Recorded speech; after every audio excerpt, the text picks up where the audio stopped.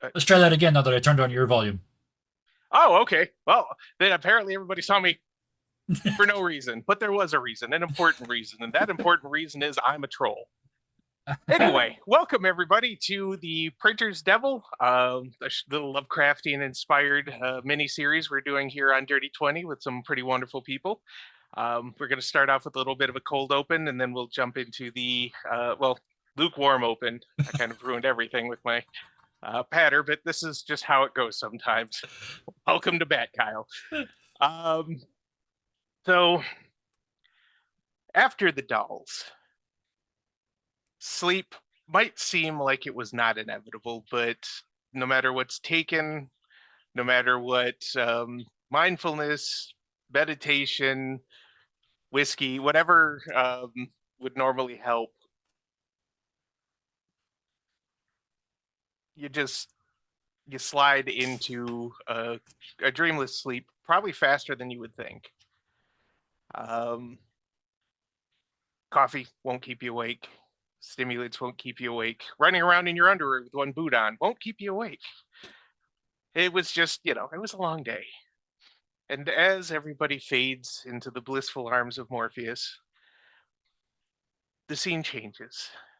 And we are in a familiar ish dark room. Once more, you hear the clatter of keys, the click and clack of somebody desperately creating. For good or evil, that remains to be seen, but creating as though nothing in the world, not breath, not food, not other people, nothing matters more than getting these words out of his hands and onto the paper. You can't see the words very clearly. It's almost like they're still forming even as he types them. But when his hand's still and he takes a deep breath, the words not nice in quotation marks can be seen on the last line on the page that he was working on. And with a flourish, the paper zips off, is put into a little tray, and once again, there's that sense of stillness. Whether it's rest or whether it's planning or something else entirely, it's hard to say. The figure still burns with energy, with the kind of energy you normally only see in zealots and bad prophets, the kind that can sustain you well past the limits of human endurance, but inevitably there is a price to be paid. We're not here to talk about what that price will be, however. What we are here to talk about, or at least what you get to know about outside of the realm of our little intrepid trio, is the sudden sound of old wood under pressure. The groan and subtle crack of a great portal or the hull of an old ship that probably could use a bit of a refit, but has stubbornly kept everybody afloat for quite a long time.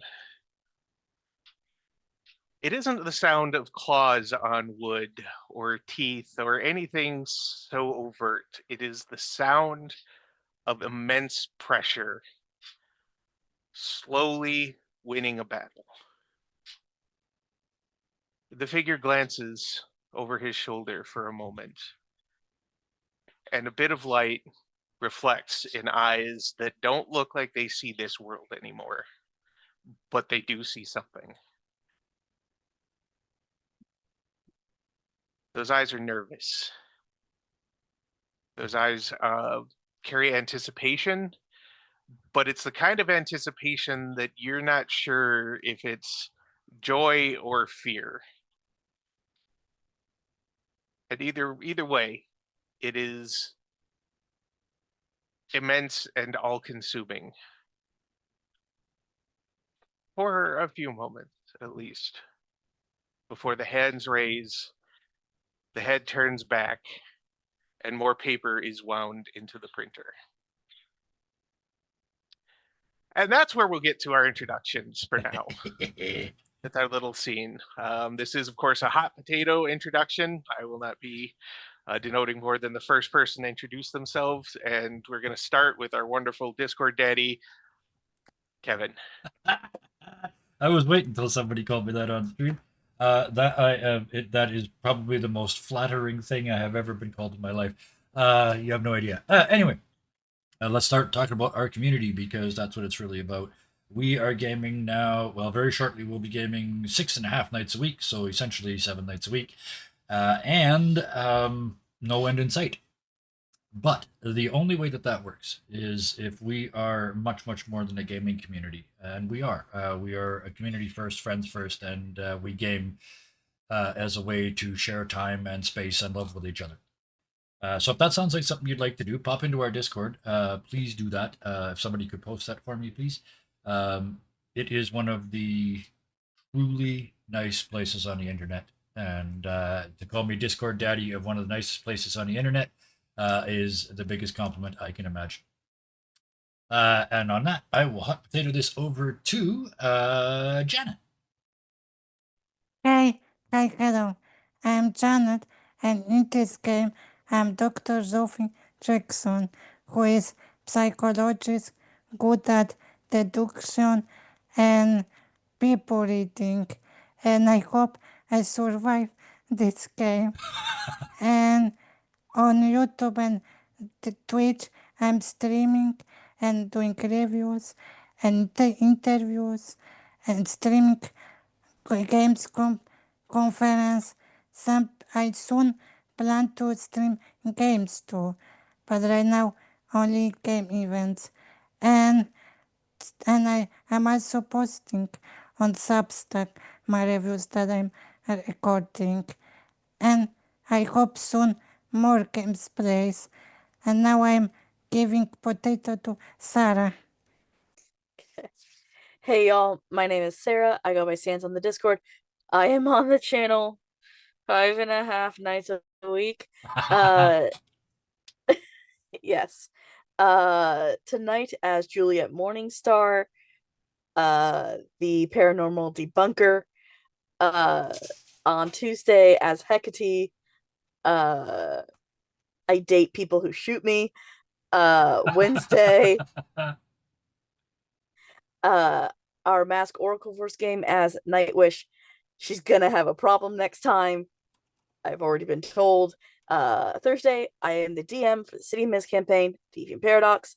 And on Sunday, our 7th Shadow the Voxer game, I play Rosa Nix. Why can't my boyfriend I ever spend time together?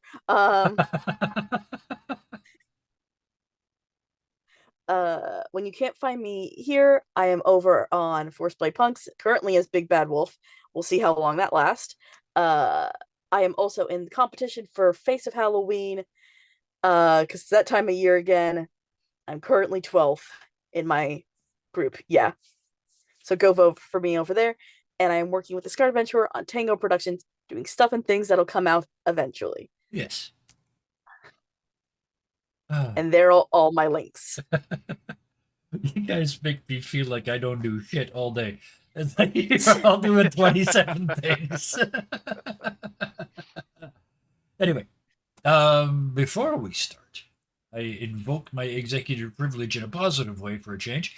And as we're not going to start until our editor tells us about themselves as well. Oh, I see how it is. Yes. Well, all right then, folks. I'm Bat Kyle. If you don't know me, count yourself lucky. If you do know me, well, you're stuck with me. You can find me here for at least a couple more Mondays, depending. Running this little mini series and seeing who lives, who makes the wise choices, and who makes the fun choices. Besides that, you can find me on Sundays playing Len Cockblock by War Costin. And otherwise, you can find me in the Discord, posting unhinged food memes, and you can find me in various other game chats, trying to break people like you just saw Sarah break a little bit right there. It is really my reason for existing at this point. Outside of that, you can find me probably modding for somebody or several somebodies and bullying them because people never learn. And with that, I think we are onto the game because I have no links. All right. So as we stated right at the start, no matter what was tried, everyone falls asleep. It's been an exhausting, long, terrifying to some day, worrying to others. And, you know, some people did a bunch of yard work. It really just everybody had their thing. And we're going to start with Mike. Okay. Mike, your eyes close. There's a period of comfortable, warm darkness. And then you're back on campus. Good old Miskatonic. Dressed exactly as you went to sleep. So, you know, undies and a boot. Yep. This isn't the campus you remember, though. The buildings are familiar, but the ordered and clean and meticulous way that you left it, or at least you insisted it carry on after you left, is nowhere to be seen. The statues are darkened by pollution and lichen. They don't appear to have been directly defaced, but bits of them have chipped and flaked off. The windows are boarded up. The lawns and topiary have gone completely wild. And you don't see a single staff or student anywhere. But it doesn't feel deserted.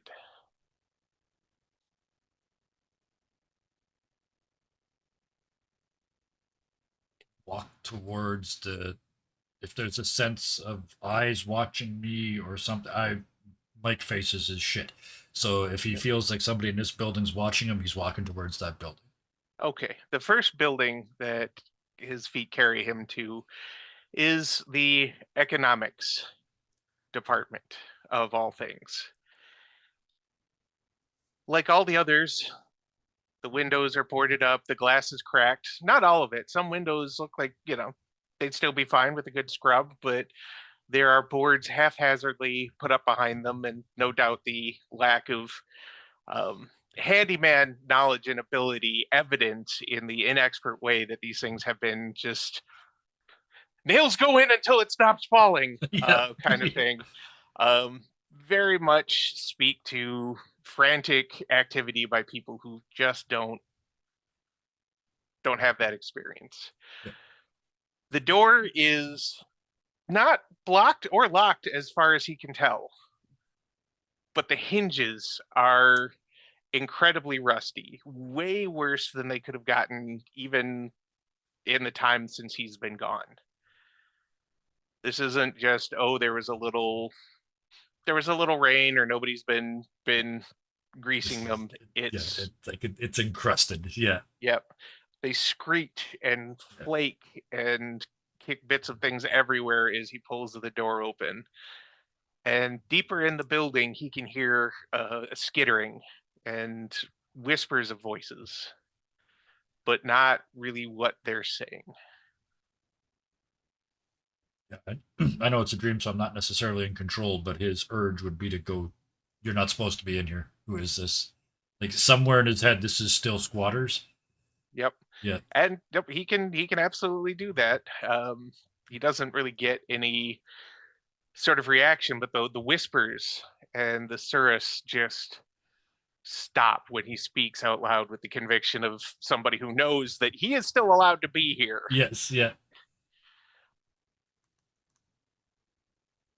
After a few moments, just before he's maybe about to speak again or move, he hears a voice in the distance go, sorry, but please don't come in. Well, that is the sound of a guilty person. Mike is a force of justice. That just draws me. You might as well have put a piece of metal in front of a magnet. He's going. Yeah. All right. So the hallways are just as dingy with debris, along the edges. The tiles are scuffed and some of them are broken. The kind of long-term damage that Mike knows would really mean just the whole thing has to come up and the whole Yep. floor has to be redone. There's no saving the damage that has been taken here. A lot of it is deep and heavy drag marks. The further in he goes, no, no blood, no viscera, no, nothing that would scream danger necessarily, but heavy things, which there aren't a lot of in the economics building. Yeah. But heavy things have been pulled down the hallways. The trip takes both longer and not nearly as much time as he would have expected. Somehow in that weird liminal space where every step eats up Yeah. the miles, but the miles are meters in this case, aren't going as fast as he would think. Soon enough, though, he reaches what is obviously sort of the confluence of activity in this building.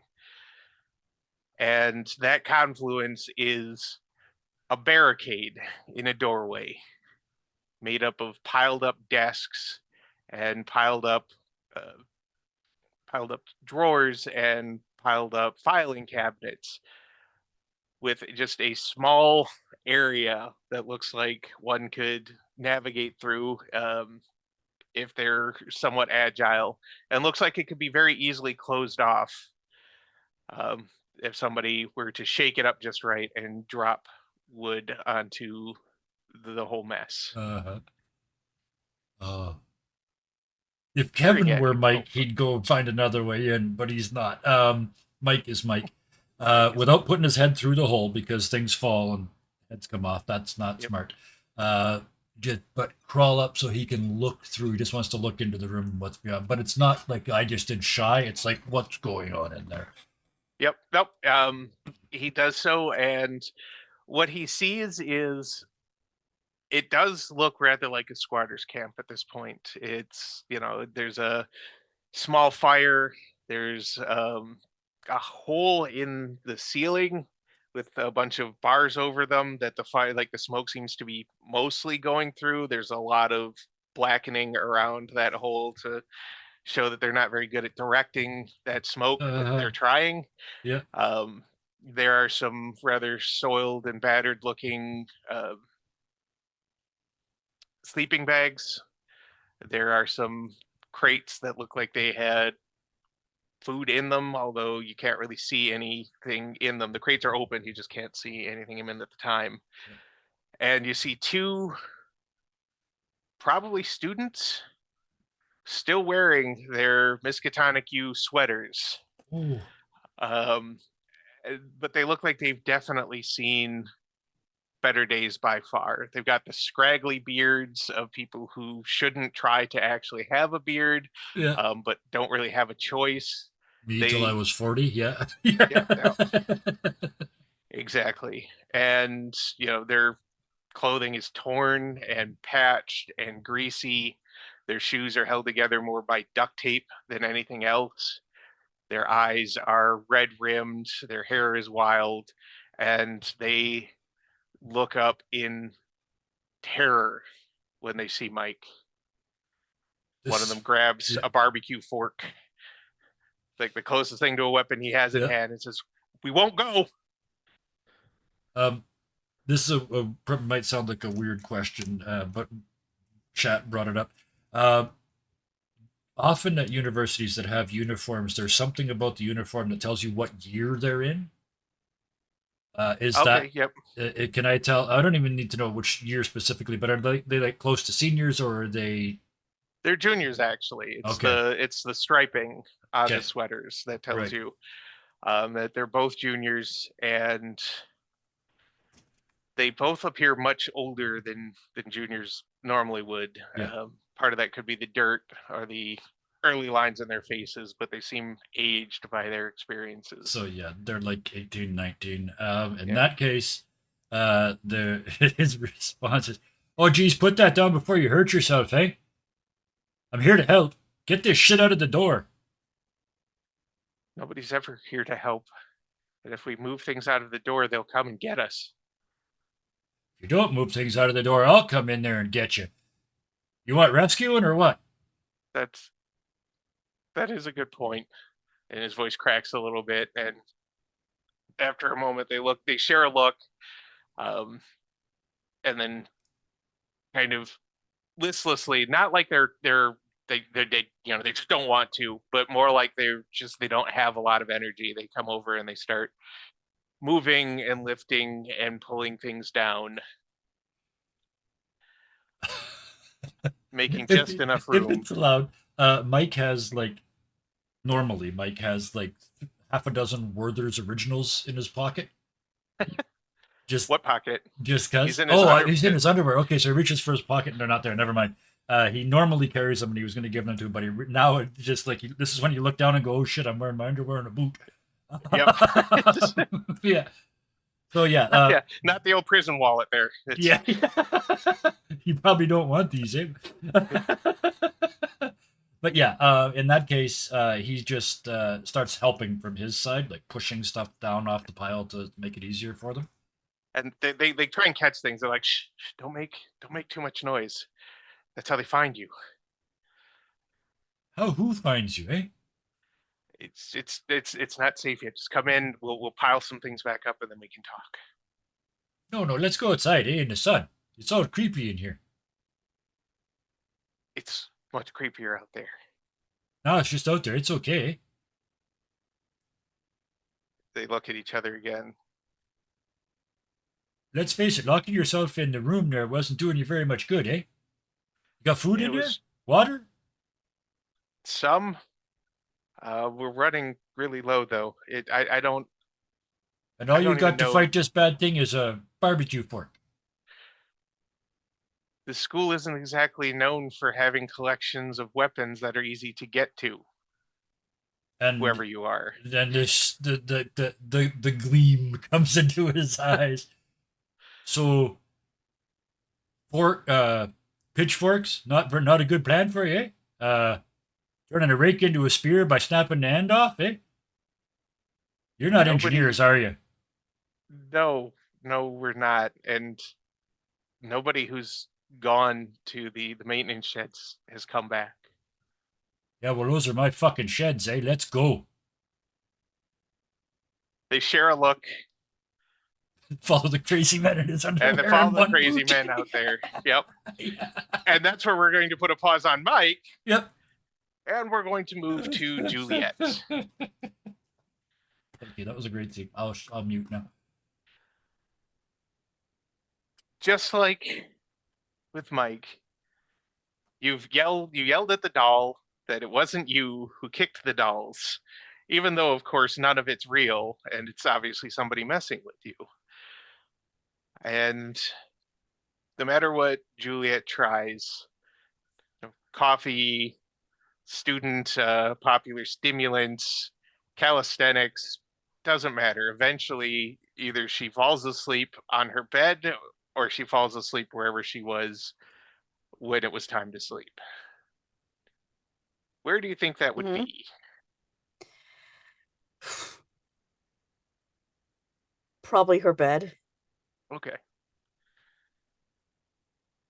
So sleep comes and it is, once again, it starts warm and comforting. The embrace of a towel straight out of the dryer, an escape from everything that she doesn't want to try and deal with mentally that happened today. Until she realizes that she's awake again. But she can't see or hear or move. Her eyes are open, but it's black. Her ears, as far as she can tell, are there, but there's no sound. And her limbs do not answer her call. For a little bit, it's like this. Nothing changes. What would she try? If anything. She would be trying everything. She'd be trying to move her body. She'd be trying to, when she realizes that fails, she tries to start screaming. Okay. When that fails, she's going to her eye movement. Like, can I just move my eyes fast enough to get someone's attention? Nothing seems to work. Nothing responds. Her eyes move. At least at first it doesn't seem to work. Eventually there is a sensation of touch, of enormous fingers touching her face and tilting her head from side to side ever so slightly, up and down. Mm-hmm. There's a feeling of alternating pressure around her right ear, like right around the base, as though something's pressing and then pulling and pressing and pulling. It doesn't hurt. There's no pain, but she can feel it keenly. And then suddenly, with a final bit of a tug and a sensation of movement, as though a thread were being handled, there's sound again, but only in her left ear. A Mm-hmm. voice talking to itself, a male voice, just muttering, "Oh, oh, there's still so much work to do on this one. We thought we had her all worked out, but here we are, in pieces. This just won't do. No, no, no, no, no. This just won't do." On the other side of her head, that sensation starts again. Push and pull, push and pull. And now she can hear the rasp of thread on fabric. The sound of a giant sewing. And again, the little snip and a tie sound is now in both ears. We're in stereo again. But nothing else. Any attempts to speak, to move under her own power, none of it comes to pass. But she can feel it as though the body she is in, her body, is trying. It's trying so hard, like a dog that's trying to understand what you're telling it, but just does not get it and might go eat one of your socks.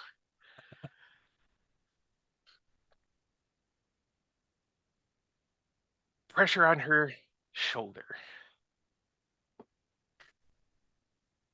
The same sensation. Faster this time, as though the hands that are working are growing more familiar with the action. The stitches, because that's what you know they are now, are tighter, Mm-hmm. smaller, neater. And it's tied off, and she can move her left arm.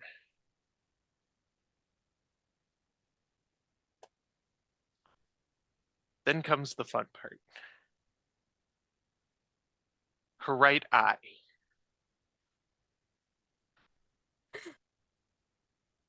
Quick, something cold and plasticky feels like it's pressed to her face.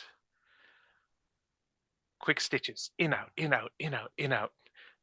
The most disturbing feeling she's probably ever had from a dream, let alone real life. And suddenly she can see out of her right eye, but she can't close it or blink. And what she Mm-hmm. sees is a bright light above her and a figure that looks quite a bit like Theodore Zaid, wearing a doctor's mask, like the old 80s paper medical masks, and the little hairpiece and everything, the dark green surgery gown, and the gloves. And he looks over at her looks down. There's a clatter of plastic as though he's just filtering around, searching for something. He finds it. There's glee, as far as you can tell, at least. His voice is like, ah, there it is, the perfect match. She wants to see. She wants to understand. Let's help her do that. He puts the other eye on, and she can see it. It's a button. It is a perfect black button. And she can see his hand moving now as it sews and pulls and seals the eye on, and she can see.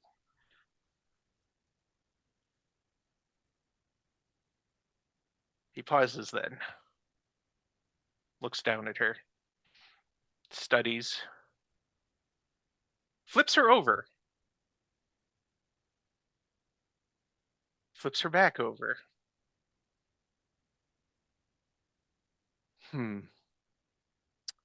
This is probably going to be annoying, but he feels, or she feels the scene change a little bit, though she can't really say how or why. Everything fuzzes for a moment, and then he's ferreting through another box. No, not this one, not this one. And she can just see flashes of plastic and fabric and just all sorts of things flying over his shoulder. She just so fast. He just until he pauses. And there it is. A perfect red pair of Mr. Potato Head lips. And he wanders over, and she can feel them pressed over where her lips, her normal lips, usually are. She can feel the bar push into her. And again, it doesn't hurt, but it's a singular experience. With a little push and a little click, her mouth works again.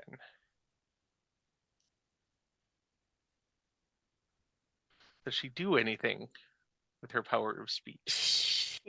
She is repeating what she has been saying in her head, which is, "This is all a dream. I'll wake up soon. This is all a dream. I'll wake up soon." That's an interesting point. He engages with her now, still gigantic, but he leans over, looks down at her, and says, "That's kind of the rub, isn't it? If you can't tell a dream from reality, how do you know what you're experiencing now isn't perfectly real? How do you know that everything before this wasn't the dream?" I fell asleep in my room after a very strange day. That is the explanation as to why, in a dream, I am being turned into a doll after having the weirdest day ever. He's like, and yeah, and you would say that, he says, before he steps out of frame for a moment and she hears the rustle of paper, and he brings a page over that reads out everything she just said. Line by line. And he would say that because I wrote you saying that.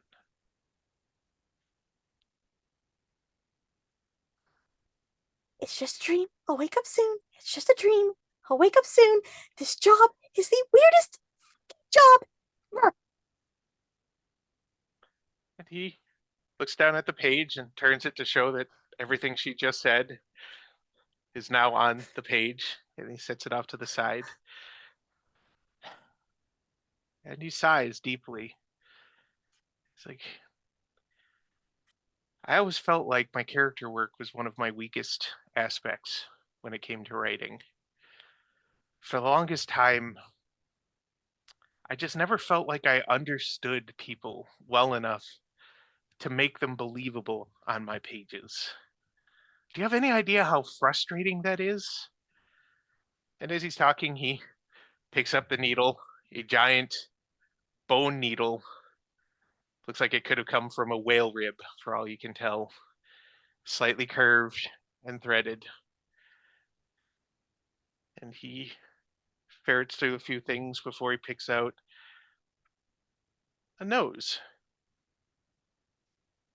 A nose that looks surprisingly like hers compared to the sort of, ragdoll pieces that had come before. And he wanders over and holds her face in hand and wow. Starts pushing it through, pushing and pulling until she has a nose.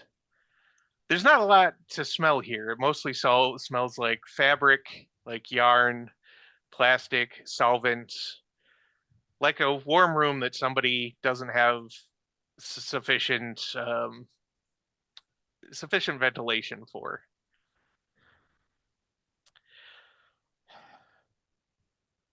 He pauses and looks at her and shakes his head and says, "No, this isn't going to work. I knew this wasn't going to work. We're starting all over again." And he just sort of swipes his hand across her vision. And we're moving on to Janet. We'll be back to this one. I just want to remind that I didn't destroy it all. I didn't even open door. Nope, that's perfectly fine. That has nothing to do with what's happening here. I Instead, slept in bed. you slept in bed? Okay. So you settled into bed and tried to ignore the doll at your door. And Well- I had a gun close to me in my bed. Yes, you did. Only when you wake up, you are not in your bed. You're not in your bedroom. You're not even in your apartment. When you open your eyes again, you're in your office, in your chair, and across from you, laid out in that sort of stereotypical psychologist way that nobody really does anymore. They didn't really do a lot of it in the 80s, except in movies and TV.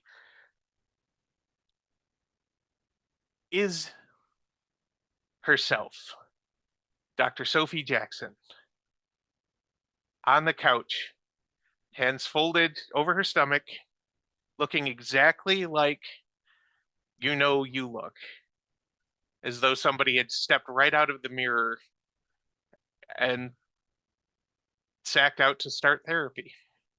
I want to look at me, not me on couch, but me in some reflection, like in classes or something, to check out who I am. You are nobody. You're a blank canvas. What you see reflected is a mannequin with no overt features, no clothes, just surprisingly articulated plastic. I want to roll for cold temperature, like I'm not emotional in this revelation. Okay, so your rolling is staying calm. Yeah, which Yes. they're pretty good at, All right. which is 6 or less, right? You muted, Kevin. Yep, I realized that. It was 6 or less was what you were trying to roll. You rolled a 2, so success. Okay, so you managed to get a hold of yourself. You don't fall into the horror movie trope of panicking and breathing excessively and trying to flail yourself out of whatever's happening. But it doesn't change that you can't get out of the chair if you try. I start reading my notes because probably as psychologist I have notes. They are notes. There are notes, and they are all notes about yourself. They are notes taken as though you have been your own client for years.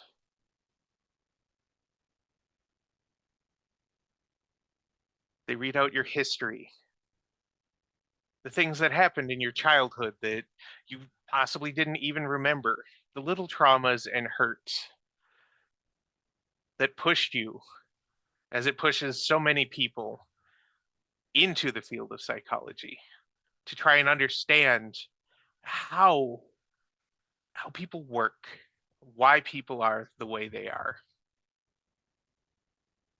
It's not a comfortable list. Even for the most stoic of us, confronting your childhood self, confronting your adolescent self, your teenage self, your 20s and 30s, seeing it from a lens like this is both painful and terribly revealing. What does it reveal about you to yourself, if anything? I think that I'm strong and always going on, even the worst hardship. Okay. After a few moments, the reaffirming Dr. Sophie Jackson is Dr. Sophie Jackson and is a badass, everything fuzzes. Things get hard to see and indistinct. And suddenly you're no longer behind the desk. You're the one on the couch now. And where you had been sits a man you've only seen passingly in pictures, with the wild hair, the big black coat, the turtleneck, the crazed eyes, the slender, almost pianist fingers that have built worlds and sown a great deal of terror in their own way.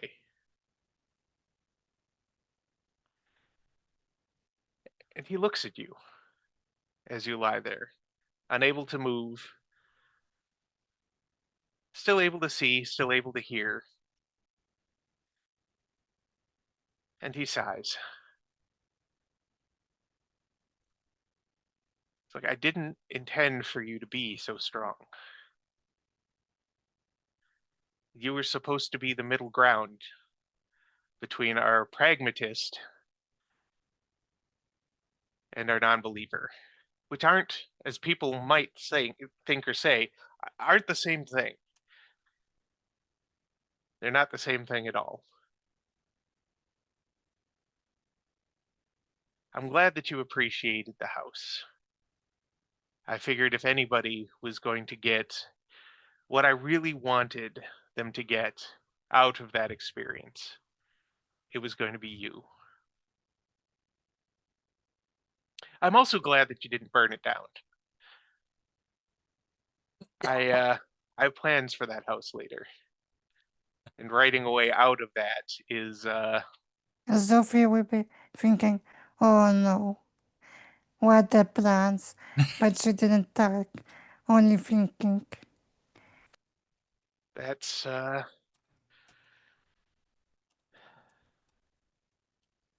you we'll wait to see if you get to the plans. He says as though he knows exactly what she thought, like as though he heard her thoughts being shared. The real thing that you should concern yourself with at this point is, how much do you believe?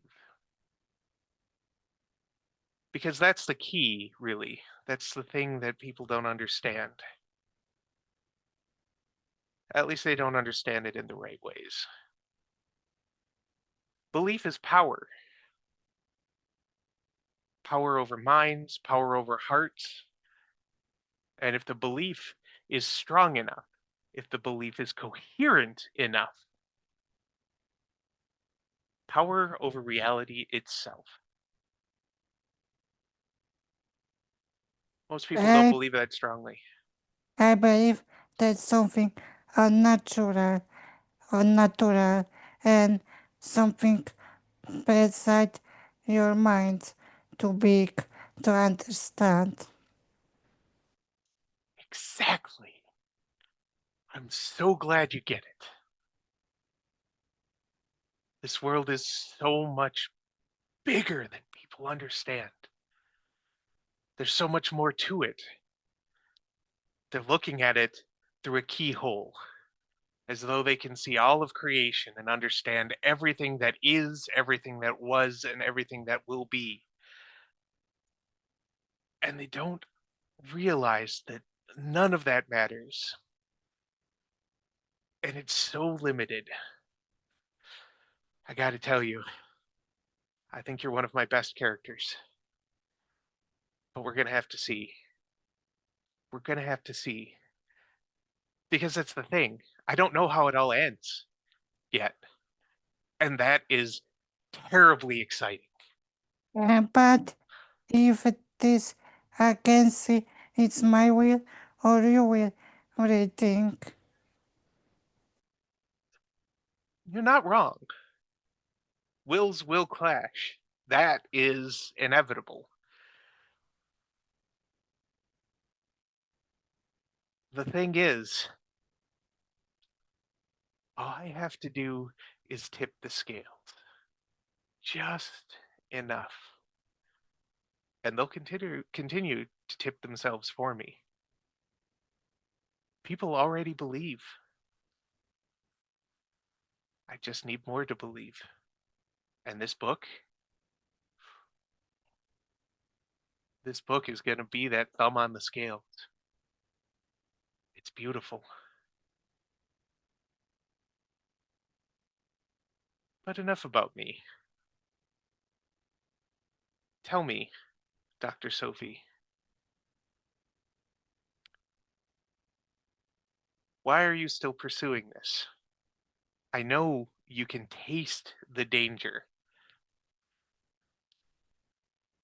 Because it's something like once in a lifetime, like there's something going on beyond my mind, like there's not normal, ordinary case about uh, missing escape writer, like I feel some powers like in this house and more, and it's exciting. Excellent. Excellent. I need you to hold on to that, no matter what. But for now, I think you deserve a good night's sleep. And he walks over, just touches her forehead, and that's it. Everything goes comfortably blank, and whatever dreams Dr. Sophie would normally have, if any, will continue apace until the morning.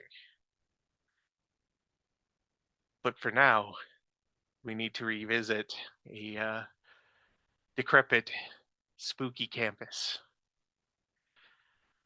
Mike, you have managed to lure out the two juniors, and you have managed to coax them at least to the doorway leading out into the quad. But much like cockroaches, they seem very uh, disinclined to make their way out into the sunlight and into the open. They're terrified. I'm not sure what you two arseholes are afraid of. Is it like a date or something out there waiting for you? That's a low blow, man. You don't know what's been going on out here. It started really quietly, just a couple students missing. And for Miskatonic, let's be fair, that's not entirely something unexpected. People will go on their sabbaticals, people have mental breakdowns, they can't take the pressure.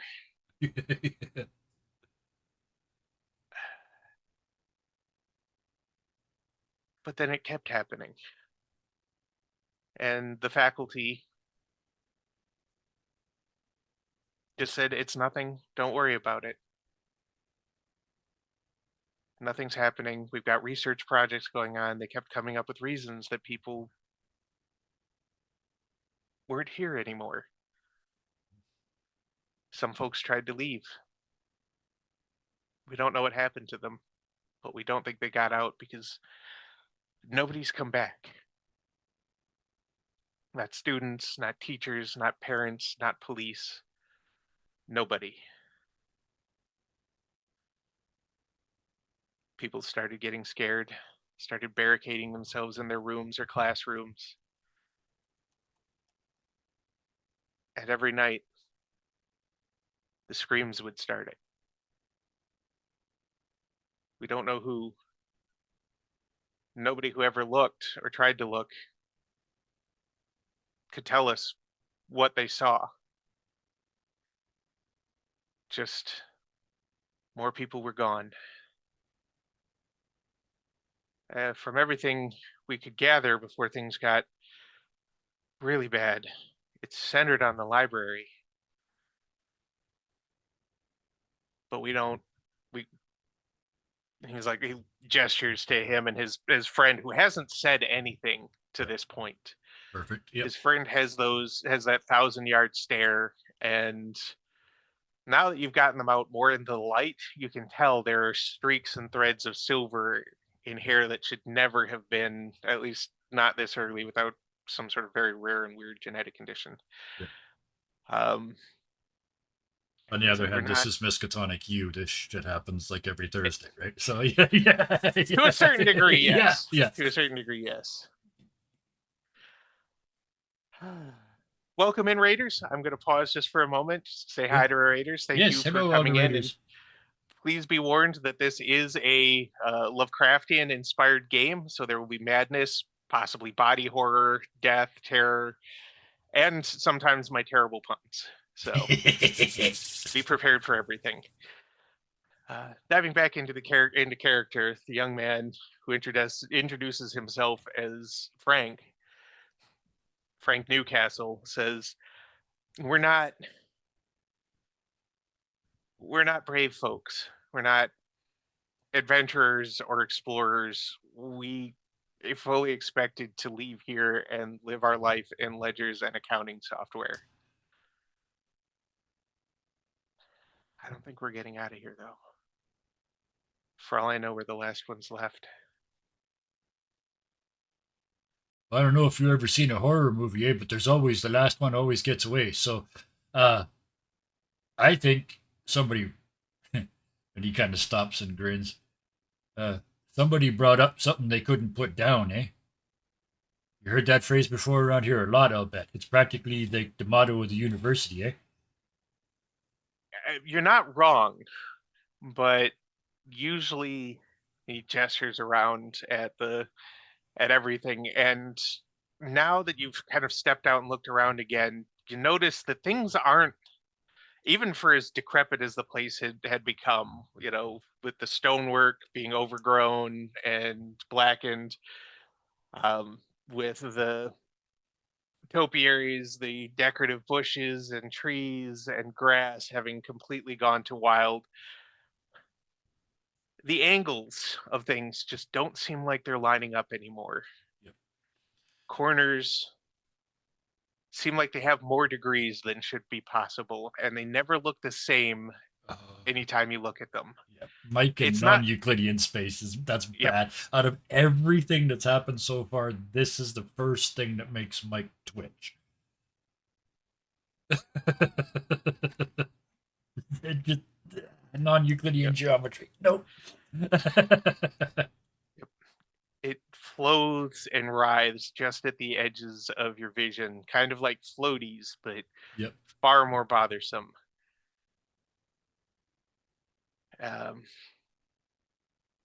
He thinks for a moment before he goes, so you said you wanted to get maybe weapons from the maintenance sheds? As a first step, and then we got to get out of here, eh?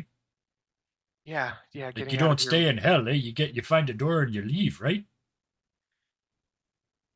That should be the case. Like I said, we were pretty certain nobody has actually been able to leave yet. And Somebody then the just a, mutter under his voice, totally without irony because he hasn't figured it out yet. It's like a bad dream, eh? Are we going or what? And he's done trying to convince them. He is convinced that there's real danger. So whether they follow him or not, he's beelining to what he still thinks of as his maintenance shed, and he's already planning how to turn gardening tools into weapons. all right. Well, you move across campus, and as with what he's seen just in this area, it's the decay and um just the fadedness of everything continues. And the further he goes, the more unreal everything starts to feel, as though reality was a percentage Yep. and the things around him are slowly, the slider is going back. Yep. Some of the bushes start to look more like they're kids paintings. Yep. 2D renders. And he again, that stuff is the stuff he's can't process. So he's just focusing down, like he's looking at the maintenance shed, then he's looking at the door, then he's looking at the door handle, and Yep. he's just everything that doesn't fit in his world he's trying to block out because he's trying to stay functional. Nope. And he gets to the shed. Nothing jumps out at them. Nothing. There are no strange noises, no apparitions. The door opens the way he's used to, even like as though it was freshly oiled. Everything had been freshly maintained. The door swings open, and all of his tools are on the wall in perfect repair, as though nobody had touched them since he left, including the lawnmowers, leaf blowers, all of it. Yep. It's in there. Frank steps in behind him and actually looks and sounds a little hopeful. It's like, oh, wow, look at all this. Yeah, we can definitely defend ourselves with this. I need Mike to give me a D10 roll. Okay. Just give me a flat D10 roll. 8. That Okay, fails so everything in this game. that does fail This everything in this game. Yeah. Because rolling low is the name of the game. Yes. So yeah, Mike, there's no warning for Mike or Frank. Before there's this suddenly very sludgy organic sound behind them. And there's a faint, desperate sort of. And when you turn around, what Mike sees is the compost pile that had been out behind the sheds. Yep. The very, very large compost pile that is currently pulling the junior, who you've never learned the name of. Nope. Frank Yeah. never bothered to tell you. He might not have even known himself. Nope. Slowly disappearing into the pile. Do I get to react? Yeah. What do you got? What would you like to do? Bug spray. The bug sprayers. That's what he's grabbing, and then just spraying the compost with it as much as he can. Okay. That's a weird dream sequence started. He told me what he did, so yeah. All right, give me another D10 roll. Okay. Let's see here how hard Mike believes this is going to work. 5. All right, we'll call it. We'll call it good on that one. The spray. He's above average at figuring out puzzles, so maybe we can. Yeah. Yeah, we can work with that. It Yeah. definitely works. The spray hoses down the pile.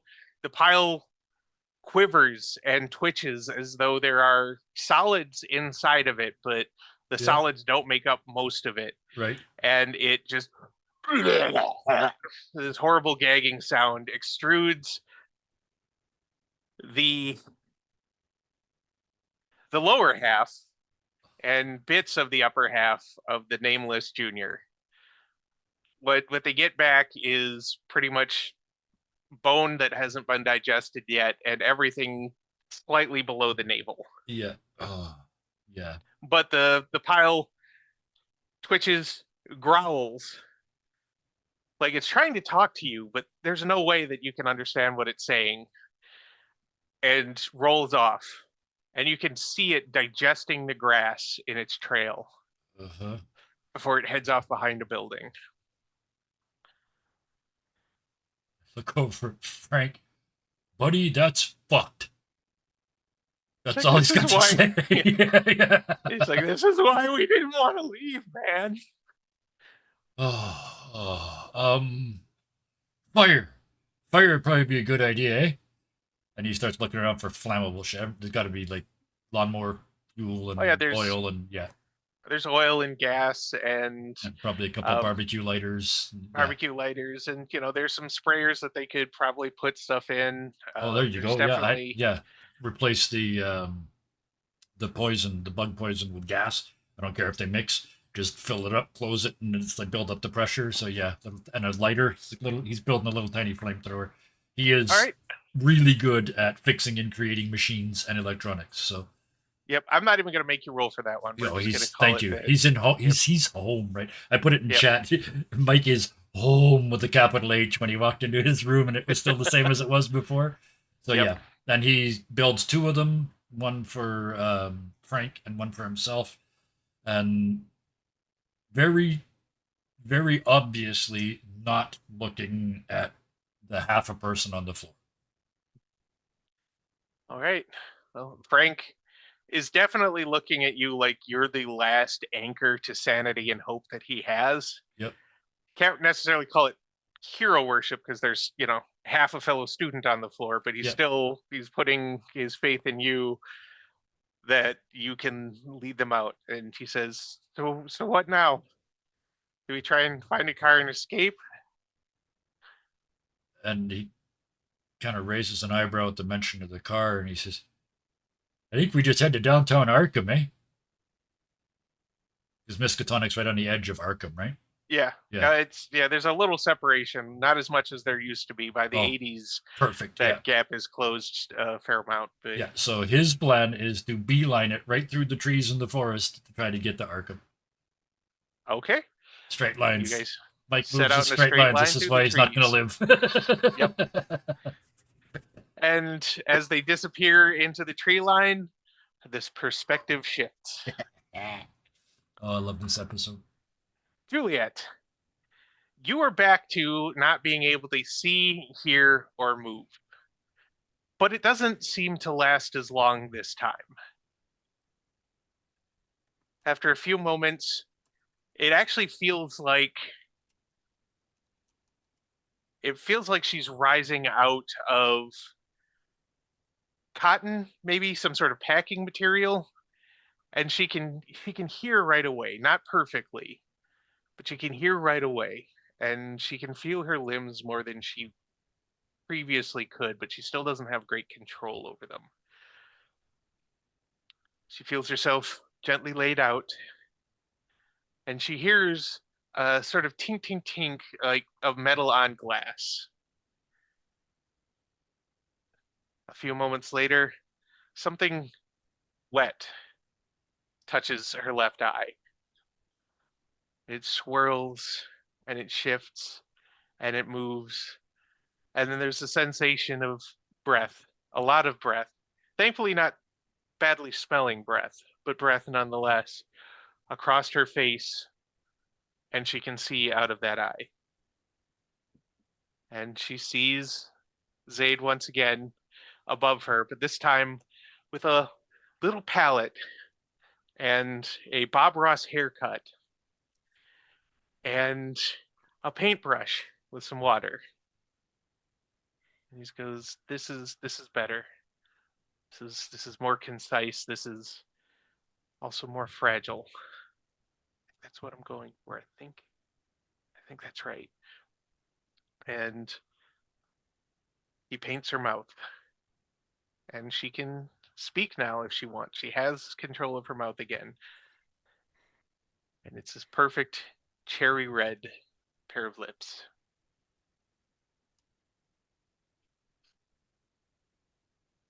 There's a slight fuming coming Fair. from Juliet, um, as A, hearing that she's fragile, and then B, she's like, she stays quiet for a little bit, and then she's like, this is truly the most insane dream I have ever had. He pauses at that, looking down at her for a moment. A little smile on his face through the beard, because he's got the Bob Ross beard too, even though he's normally clean shaven. Um, and then he just smiles and laughs to himself for a moment and says, "No, no, it's just the weirdest one that you can remember. That's the fun part of it all."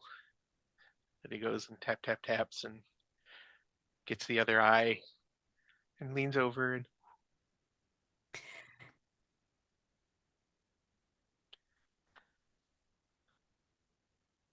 I don't believe I've ever had a dream where I knew it was a dream and I was talking to someone in my dream.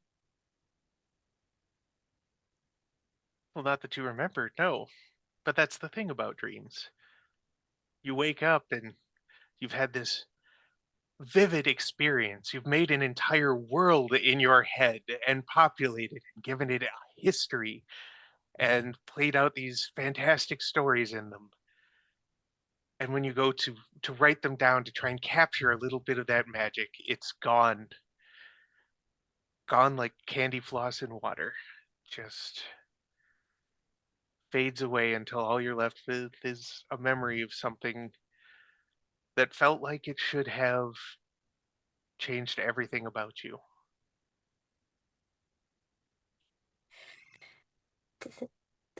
Exactly. It's a dream. It will I'll wake up eventually and it'll be over. It's never over, though. This is a dream, yes. And, you'll need to cling to that going forward. I know. I understand this because I wrote you that way. That you need these solid anchors to reality, that there can't be anything beyond what you see, feel, hear, and know. Because if it's all just a shared delusion, then what do you have to hold on to?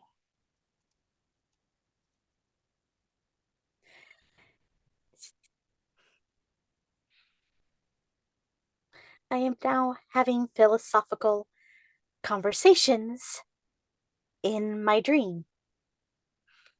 All right. Fa- Um, Fascinating, isn't it?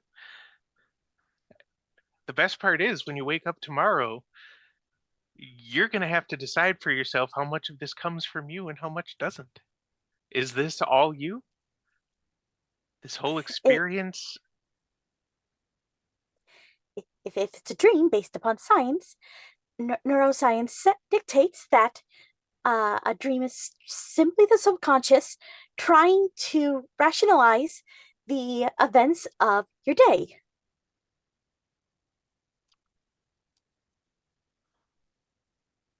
And he picks up a piece of paper over by the side of him and just kind of reads for a moment. And he goes, "Yeah, okay. That's entirely what I was talking about. I'm proud of you. You're exactly the balance this story needs." And he dip. And there's a brush above each eye. And dip. Something a little rosier for the cheeks. Dip. A little more along the lips. There we go. I will have to write this down when I wake up for the others to uh, see if they also had any uh, effects from going into the house, in case there was anything in the air that may be causing a more psychedelic effect, like some sort of and she's grasping Yeah. Yep. to Oh, describe what's going on. oh, you're ergot poisoning, but in the air? Oh, I like that. He pauses and got something down. He's like, I'd say I never would have thought of it, but obviously I did. How does he explain the difference? You really are a fantastic work. And he looks at you for a moment longer, then picks up a mirror from off to the side and he holds it over you. And there is a perfect porcelain Juliet Morningstar to the last detail.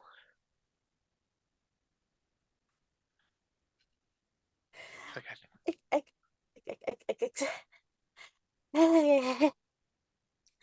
Exactly. See, it's just a nightmare. Just a nightmare. oh no, the nightmare has yet to come. And the mirror cracks, shatters as though it was hit by a tremendous force, but all stays in the frame. And suddenly there are dozens of Juliets, all slightly different, all of them screaming at her, trying desperately to be heard from these shards. And that's where we're gonna drop the curtain on Juliet for the moment.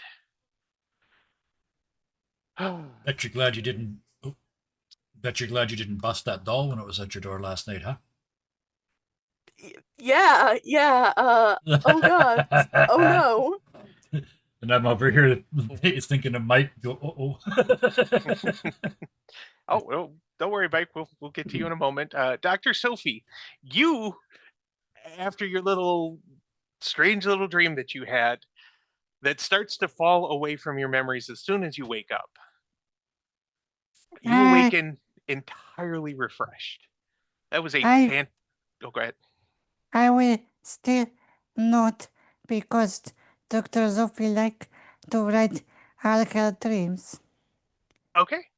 You can jot down. You jot down. It's a little disjointed what you're able to put down. The dream fades very quickly. The details grow fuzzy very fast, but you manage to get down most of the salient points about, seeing yourself on the couch, about the, all the notes about your history, the discussion you had with probably Zaid, maybe Zaid, Dream Zaid, however you want to look at it. It's not perfect, but it gives an outline. And like I said, you wake up perfectly refreshed. Like you had had the best, most restful sleep you have had in years. It's still very early, far earlier than you would normally, I imagine, wake up. It's maybe 4 or 5 in the morning. What does Dr. Sophie do with her morning? I would set food as breakfast, and when I'm drinking tea and eating, I will open letters I stole from Zane's house because I'm still curious what was inside, and Okay. I don't want wake up other people. All right. The letters are a collection of bills, past due bills, final notice bills, which is strange because he was definitely making a lot of money doing what he was doing. His books were selling tremendously well. The movie rights, the merchandising, all of it was making him an incredible amount of cash. But it looks like mostly, just from your perspective, that the money never really mattered. The money didn't matter. What he could do with it didn't matter. What mattered was the stories, the books, writing them, getting them out there, getting them in front of people. Some of the letters, actually a fair amount of them that aren't bills, are fan letters from the determined kind of fan that will find your home address even when you try to stay off the grid. and you have a fan, he had a fan mailing address, a PO box that people could send mail into for his fan club. But these still found their way to him. And as you peruse those fan letters, let's see, what do we have here? Give me a deductive reasoning roll. So 7 or less. You're muted. 5. Nope, he gave it to me. He showed the 5. a so 5. And a 5. So you notice a pattern in these letters, and that pattern is that all of them, the writers are talking about how much they believe in his work, how real it is to him, how they can see what he writes in their heads, and how much they want it to be real.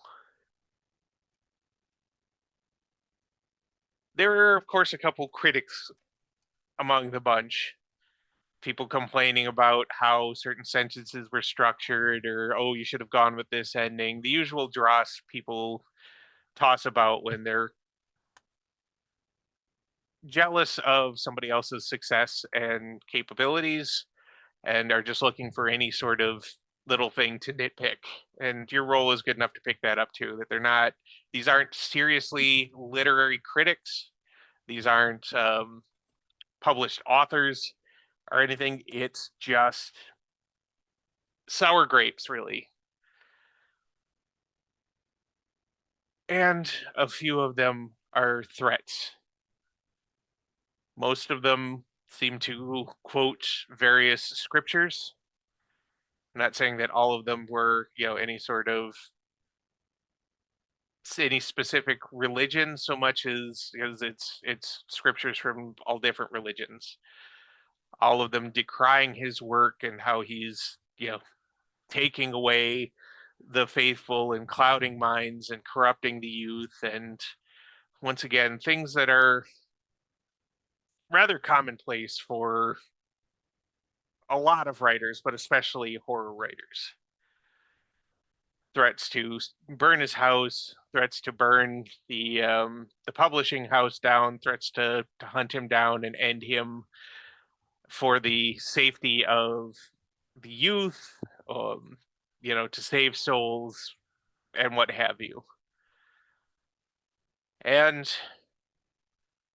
I wouldn't necessarily say pride of place, but sitting and rather standing out rather starkly among all these bills and fan letters and kind of stalkerish threats and such is a sealed envelope, a little thicker than the others, that appears to be from a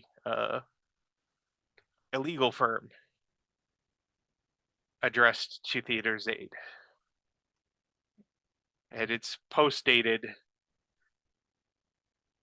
the day that his wife and son were struck and killed. I would take some gloves or handkerchief, something to cover my hand and open this sealed very careful because I want to see who was this illegal trade. It's divorce papers. It shows that his wife was further along in this process of letting him go and moving on with her life than possibly he knew. You'd think if he had actually seen something like this, it would have been in his house somewhere conspicuous, but this appears to have been sitting unopened for a long time, for all that it still looks, professional. This one I would take somewhere away and show others when they eventually wake up and we meet before our trip because it's important clue. It is an important clue, right? So you've sussed that out, and that's really about all you get out of the letters and bills and such themselves. the praise seems to come from mostly from the same couple fans, and the threats seem to come from a more widespread audience. And some of them are that sort of ubiquitous. They've cut out letters from things and pasted them to make a message. And some of them are handwritten, a couple of them are printed. But in your expert psychological opinion, none of them are from anyone who would actually do anything. These are all just hot air and, notice me, acknowledge my existence sort of writing. After reading and eating breakfast, I went back up for a road trip, but nothing special, like clothing and cosmetics, hygiene, and stuff like that. Ordinary and only for few days. I don't plan I don't plan long trip. So I only pack like backpack with necessary items and Okay. nothing more.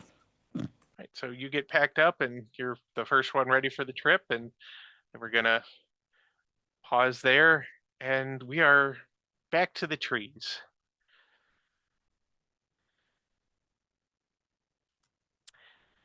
Mike, you're leading them through, leading this lone survivor through the tree, both of you clutching your homemade flamethrowers. Yep. And it gets dark very quickly between the trees. These are old growth trees, a lot of them. The forest has not been exploited for lumber. It's been pushed back a bit as the college has expanded, but very soon you are in more of a gray twilight than any sort of sunshiny day. The forest Would- primeval. Yeah. Only you don't see any animals. You don't even really hear anything in the forest. The forest is utterly silent, which is not right for this forest at all. This is the silence and the pressure in the air, as though everything is holding its breath, trying to hide from whatever is out there that wants its blood. Get up here where I can see, eh? And I want Frank, like, in my peripheral. Okay. We're going to side by side through the forest. I want to be able to see him. All right. Yep. You get them up side by side, and you kind of have to break around trees and such every now and then, but fairly swiftly, that feeling of oppression starts to lessen, and you start to see light ahead. But the problem is, it's familiar light. And once you get to the tree line, you see good old Miskatonic you right there in front of you, right where you had tried to leave it.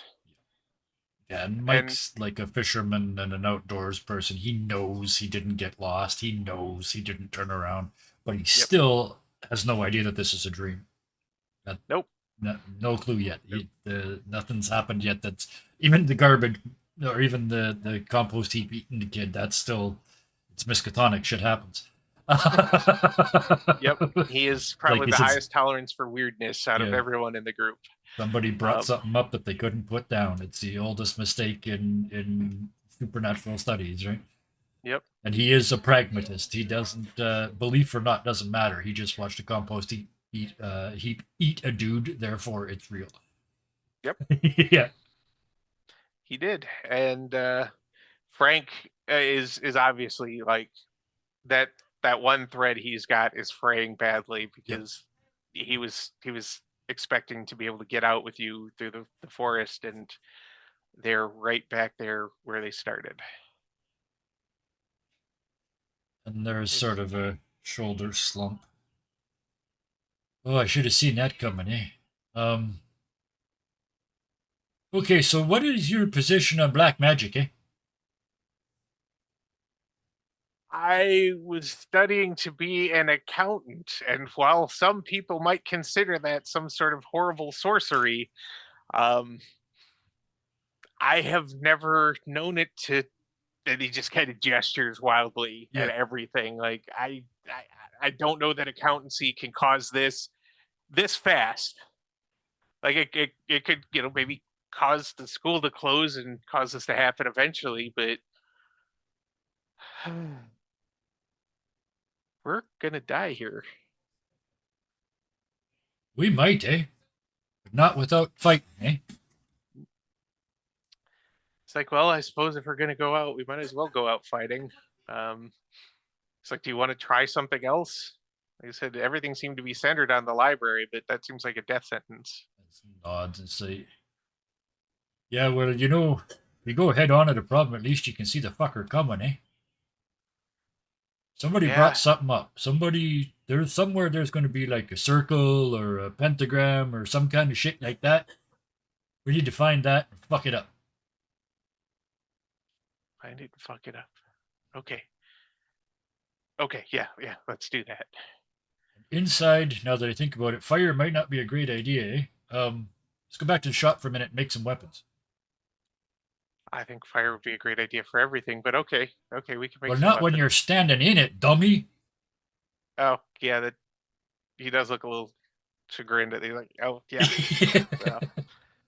So you go back to the And to the shed. It's simple. I hand him a pitchfork. That's good enough. Like, put the pointy end at it and poke, eh? And then he takes a hoe and snaps the end off, like the hoe part off. So he's got a 6-foot pole with a metal point on the end of it. That's Okay. his spear. The other half of the body is gone when you guys get back. There's some sort of blistering on the wood of the shed that says maybe the pile came back for It the rest came of its back, meal. yeah. Yeah. Yep. Slurped him up like spaghetti. Yep. And in his head, not out loud, but in his head, oh geez, now at least we don't have to look at it, eh? Yeah. Small blessings. Small then- blessings. He's trying not to look scared, but he's terrified. So it's like spear down, like in two-handed forward position, walking forward with the spear out because it's dark now, right? It's or was starting it to just get dark in? It was dark in. It was forest, just dark yeah, in the so- forest, but the sunlight is Oh. starting to fade, even as you drop on the library. And Oh yes, the creepy sundown lighting, the long shadows that things are hiding in, and yeah, there's a sense of activity in going on with the library, although you can't see anybody moving around outside it, at least until you get closer, at which point you see two figures in dark cloaks dragging a screaming student between the double doors. The doors open without them touching it and then slam closed behind him, cutting off the screams entirely. I look to see if Frank's still here, or whether he's run away. No, Yeah. he's still there with you. He's got a surprisingly determined look on his face now that he has somebody to actually, get some direction from. Well, the good news is they look like physical bodies, eh? Those do. But what if they got more of those mulch piles or whatever the hell that thing was? Well, in that case, Miskatonic University is going to suffer an unprecedented fire. Okay, as long as fire's still an option. Grins, yeah, fire's always an option. Hey, buddy, let's go. And he actually puts his hand on his shoulder and not forces him, but it's a support. It's like let's do this. All right, And so- and yeah, again, Kevin would be looking around the sides trying to get in a window, but nope, straight up the fucking stairs and right through the double doors they just went through. Yep, and the doors open as you approach, and you see the dean of the library there, wearing a butcher's outfit and holding a book that seems to be writhing and kind of kicking in his hand. He's like, Mike, it's so good to see you. I didn't think you would ever come back. The name's Mr. Canmore, eh? Aw, Mike, there's no need to be like that. Come on in. Bring your friend. And it's like spear point first, and I'm in the door and then move slightly to the side to allow Frank to come in and take a step the other way. But it's he's ready to just run this guy through. Yeah, no, the dean doesn't seem to be at all bothered by it. And every time Mike blinks, he's got the face of a different dean. Oh, okay, yep. It's never quite the same guy.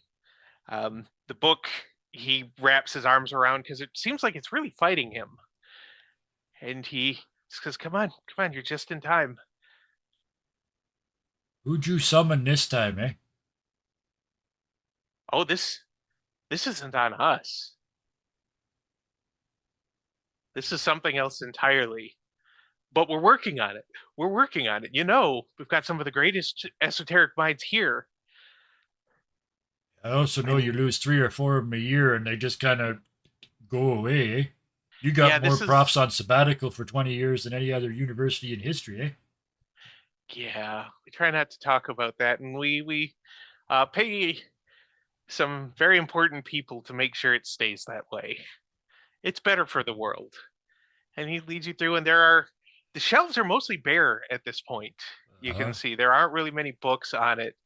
He leads you towards the center of the multi-story library, first floor.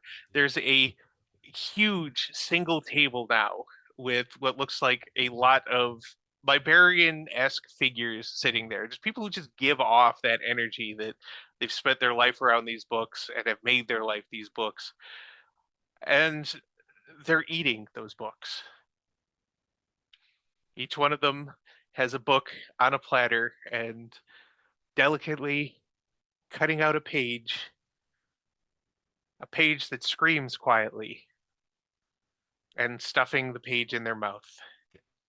This is I mean, this is going to sound weird after the mulch monster, but this is the first time that Mike cannot in any way, shape, or form explain what he's seeing. So this is the first time in my head where he might figure out this is a dream. Okay. So figuring out a puzzle? Yeah, let's give Yeah. out figuring out a puzzle here. 5. So yes. All right, Just barely. perfect. Yeah. Mike, it takes a minute, but Mike does figure out that this is possibly the most realistic dream he's ever had, but it's definitely a dream. And as he comes to that realization, out from behind the stacks walks a man he is only seen in some pictures, if he's even bothered to really look at the pictures. Yeah. It's Theodore Zade, dressed as everybody else in one of the dark robes. And he says, Mike, I'm so glad you finally figured it out. I thought you could get it sooner than this, but that pragmatist streak in you is just very strong. It's Mr. fucking Canmore, eh? I really shouldn't have written you to act like this. I But beg your fucking pardon? And the spear comes around to point at Theodore Zane. he's like, even an author only has so much control over their creations. Every writer knows this. Sometimes they just develop aspects of their personality that you didn't anticipate when you wrote the outline. And yet here we are. Then again, he looks around at the shelves and all the people eating books, and it's like, then again, you did start in one of the strangest places there is to exist for a time. At least in this plane of existence.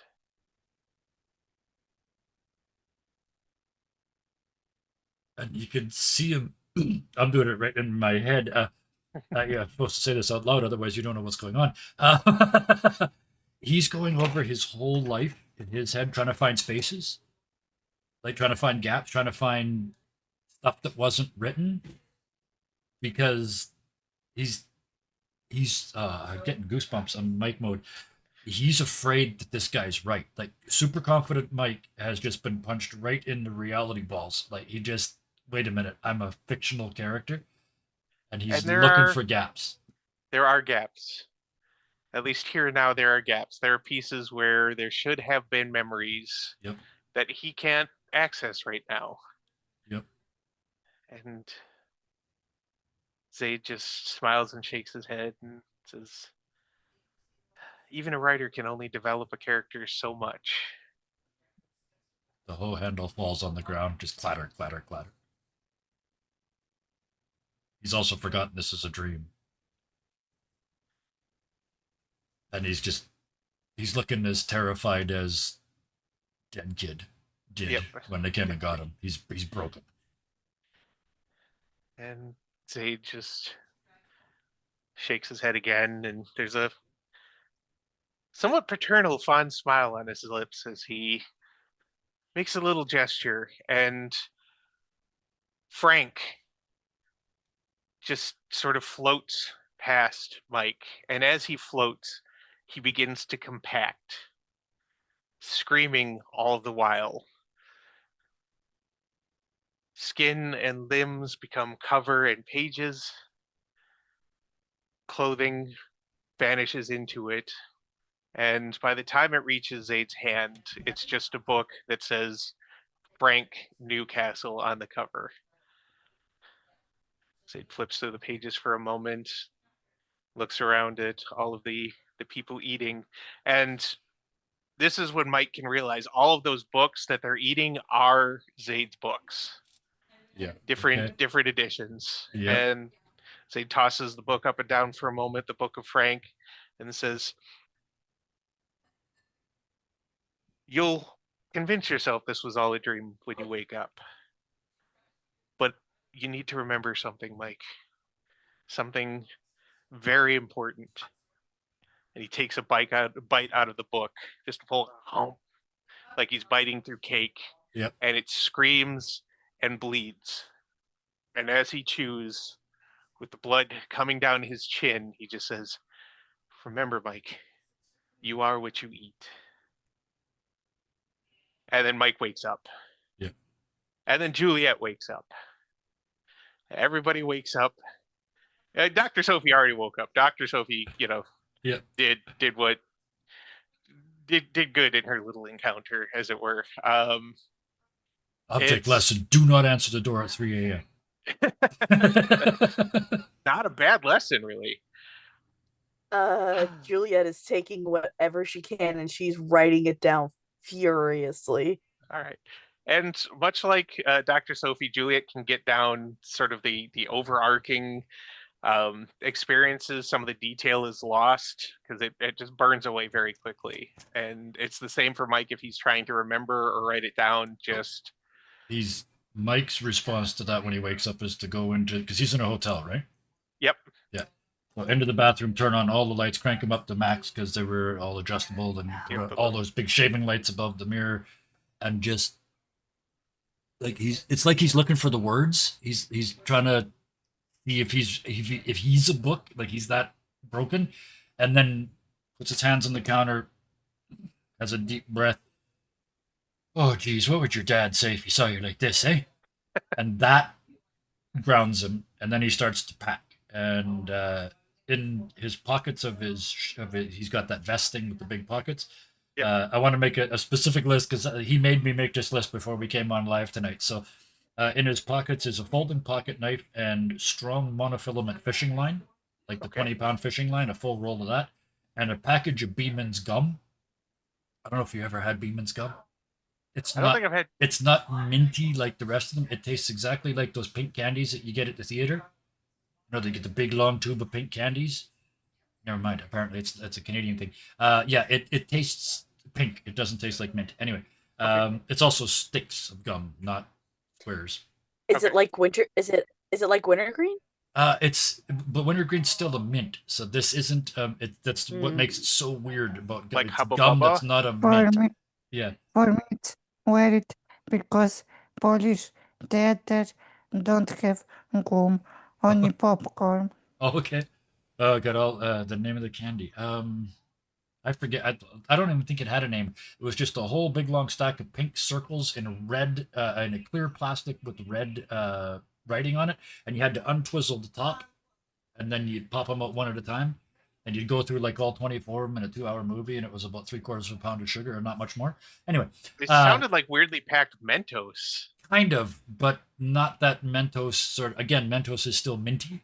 This isn't. But anyway, I'm not going to Okay. spend 20 minutes talking about gum. Anyway, in his pack, which is like the old school military packs, it's the canvas bag, the little one, not the big, fancy thing. It's his toolkit, which is all manual tools, so sockets, a folding saw, a hammer with an axe on the back, a bit of rope, some pitons, flint and stone, waterproof matches, fire tubes, the little barbecue fire starters. The little sternos. Yeah, sterno exactly. blocks. The little you light them on fire and you just nothing can put them out. And then a water skin and a big bag of mixed nuts with, and he made me write this down, 2 nutcrackers in the bag with the nuts. Okay. All right. And he's futzing with that until somebody comes to get him. All right. Everybody gets a call. After a bit, it's just your. Oh crap! What did that close? Hold on a second.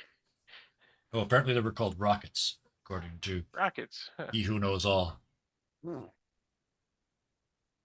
me open this back up. I know we're close to the end, so I'm just trying to wrap up where he's. That is called, I want also call the boss. Because Yeah, I want to it's- say, It's the boss who's calling you. I just couldn't remember his name for a moment. Jake Killian.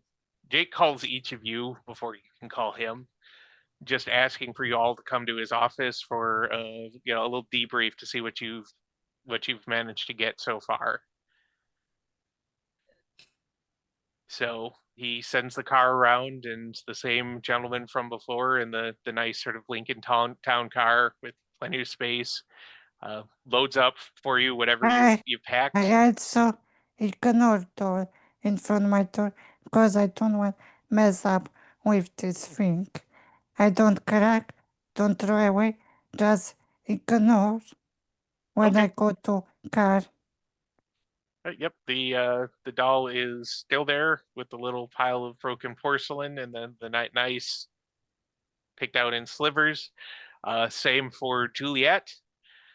Mike, your doll is gone entirely. Like the doll is gone, the porcelain is gone, the words are gone. It's just all gone when you step out. That's worse. And That's dream in sequence car- shit still. Like he opens the door expecting there to be shattered doll all over the place, and it's not there. And he just mutters, "Not a fucking character in a book, eh?" But And when in he walks car- away, he's doing that stiff-legged walk. Somebody Yep. that's having a hard time. Yeah. And- Sorry. in car, I will ask everybody how you are sleeping. And she I will think- smile. Is it 3 different cars Well, that pick us up? No, that's Oh, the same car picking okay. you up. It picks up Dr. Sophie first, then Mike, then it will pick up Juliet last. Okay. Juliet, did you pack anything specific? Any reactions to the doll or anything before? Yeah, seeing the doll again, she absolutely jumps and screams, slams the door, and then opens it back slowly and just looks at it again. And with all the gentleness she can, she brings it into her apartment and puts it on a counter, like laying down. She's so referential to this thing. And then she very gently cleans up the porcelain pieces and puts those in a bag next to it, because this is a conversation for later type of deal. Yep. This is I'm going to I will say this because I can see chat. She has been pulling the white girl in the horror movie from the beginning. I do Yep. not expect her to survive. Is Juliet the one that lives here? So you're actually in your house, right? I am in my apartment, yeah. Okay, yeah. Apartment. Yeah, she's got a student apartment since she's not like a full doctor yet, and still. No tenure. And I gotcha. she She will also pack a very small kit that she uses of an EMF detector, um, a what is called a laser net. So it looks like a pen, but it creates like a laser onto a Grid, like wall. grid of Yeah. dots. Yeah. Yep. Yeah, grid of dots.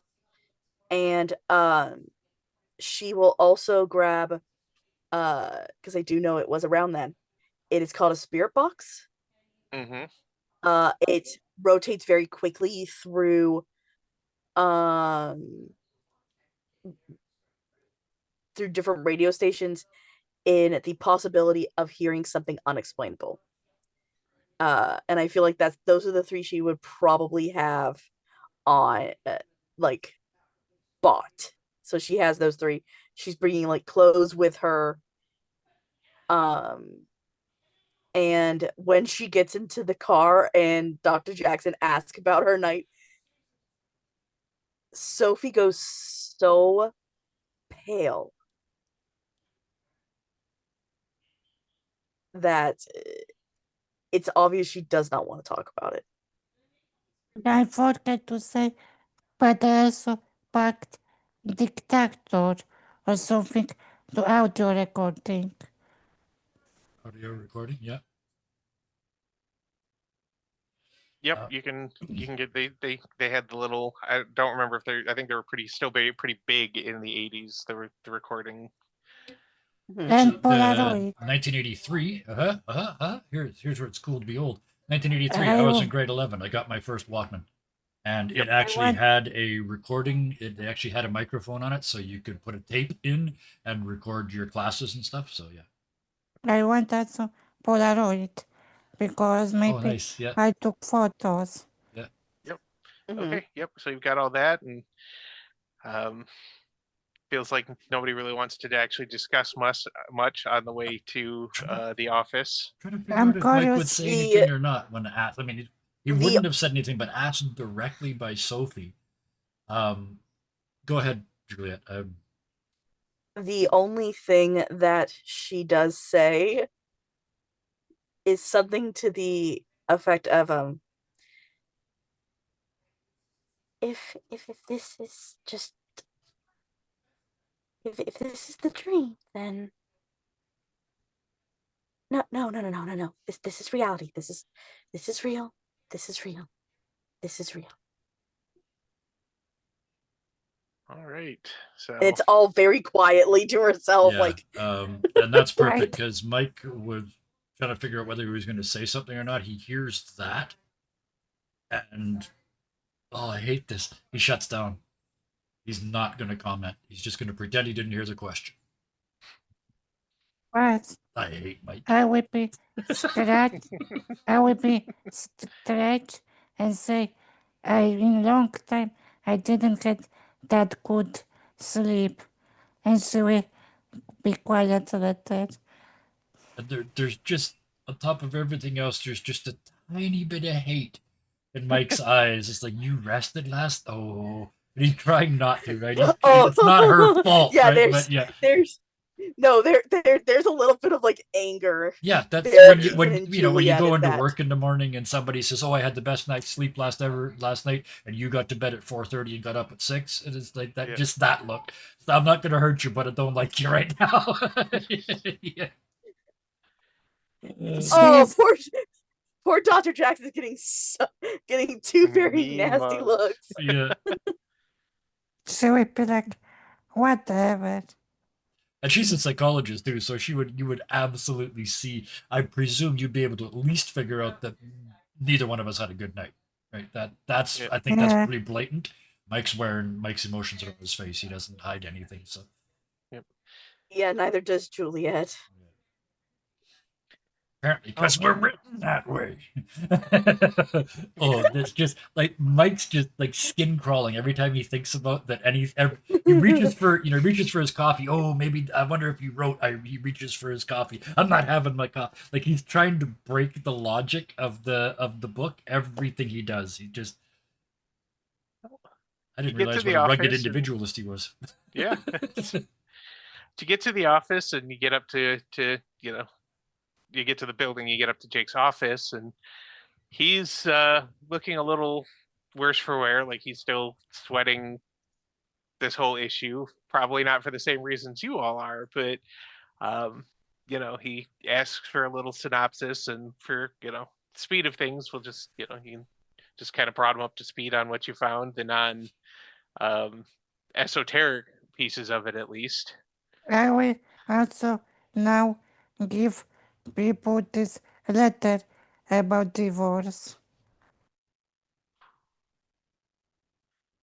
Jake looks at that and he's like, "Oh, well, that's we're gonna have to give that to Arcane, or not Arcane. We're gonna have to give that to Stygian Press.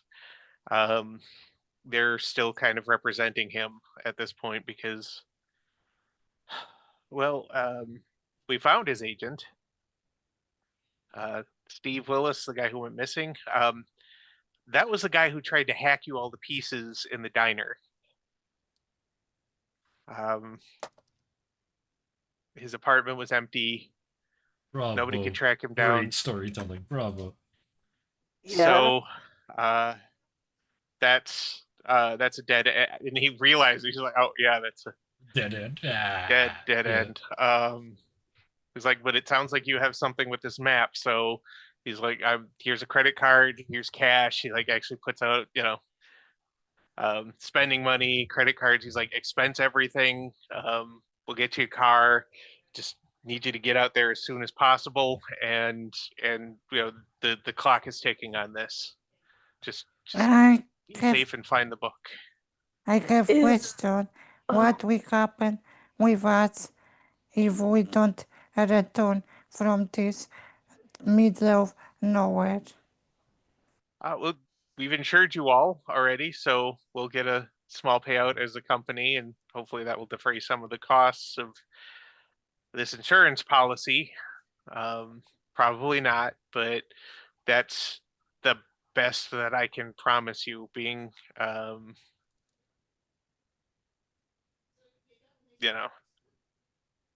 the situation. He looks at it like a loss for words. He's like, I've never had something like this come across my desk in all my years. And, if you need more money or whatever, let us know.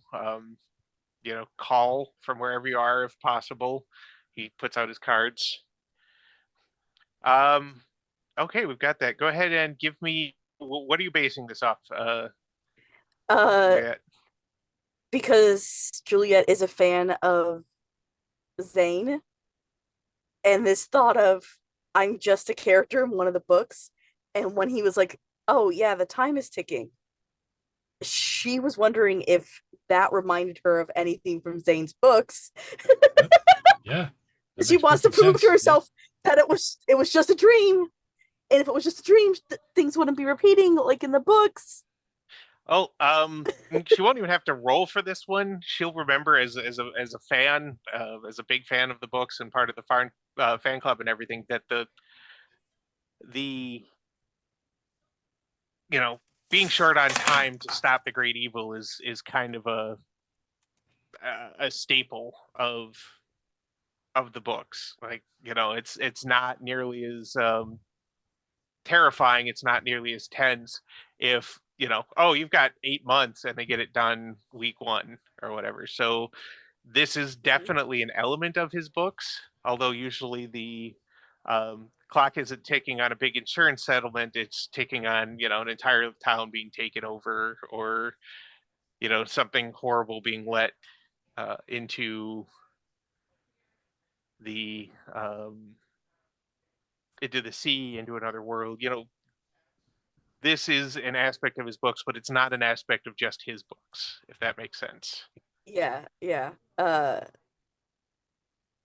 There's a very small, so under her breath again, she's like, it's just coincidence, just coincidence. I will, And I Oh, will go ahead. ask Jacob if he sent more people if we die in this place of nowhere, like we discovered on map. He looks a little horrified at that, and he's like, well, I'm hoping that you don't, and if you do, given the amount of time it's going to take you, he kind of looks at the map you showed him. Given the time it's going to take you, there's not going to be enough time to send anyone else if you don't find this in time. I'd have to try and find a whole new team, convince them to take it on where even this, team of 3 failed and vanished. Get them caught up with what you've given me and then try and send them out again. There's no other hope but you 3 at this point. I just wish your families will know if we gone, because now it's really dangerous. Even his house was worried. Your next of kin will be identified or notified if you don't return. But let's not wave that death flag, shall we? Yeah, Dr. Jackson, we really shouldn't be thinking like that. Especially considering we have to still investigate the disappearance, and He's trying so hard not to say, if this is a book, we're already screwed. Sophie will be looking at Juliet and say, just remember, deep breath, inhale and exhale slowly. Oh, all right. Well, Mike just kind of gives you all a bit of a look and pushes the stuff towards you. So you can go get a car and start on the road. Like you said, just make sure to update me often. And good luck out there. Godspeed. And we'll draw the curtain as we're getting ready for the road trip. Last thing, I forget also that I pack my gun, because it better be secured in this place of nowhere. Okay. No, we'll keep that in mind, and you'll have your gun with you. Yeah, Mike's surprisingly quiet. I did that intentionally. He didn't speak once during that entire meeting. He's just, in my head, he's over in the corner turning the big giant globe that for some reason is there. Probably full of drinks, but he's just turning around. Yeah. But another amazing session. Batgyle, that was stunning. Yeah, I watched people's faces. I watched the reactions in chat. Exceptionally well done. You are spectacularly good at creating the creep. Congratulations and thank you. Thank you. And I definitely feel like one this one is going better than the Deadlands one was. I feel like I was never fully prepared for Deadlands and just winging it the whole time. It was fun, but you also That had to is- deal with Bang in that one, so that's fair. That's fair. no plot and- survives contact with the Bang. I wanted And Why? Elizabeth, or whatever this character's Elizabeth, name yeah, is. there was a bunch Yeah. of chaos demons in that one. She have wrong labels and Yeah. yep. I wonder why Sophie didn't get that much nightmares. Because you That didn't is open the a- door. Yeah. That is a good question. You That might was find my out the takeaway. answer. Yeah. Yeah, my takeaway was Maybe. you didn't open the door, you didn't break the doll. Or at the very least open the door and deal with the doll like you never saw it, so it didn't trigger, was my thought. I'm probably wrong. Either way. Anyway, Yeah. shall I lead us out? Over to you, please. Yes. Okay. I am not Oh. the GM. As ever, we'll close out in the Dirty 20 way and just ask you to be as kind and be as nice as you have the energy to be to yourself, to other people, to the world. There's not enough of it, and if you don't have the spoons for anything else, at least don't be cruel. With that, we'll bid you a creepy good night. Bye.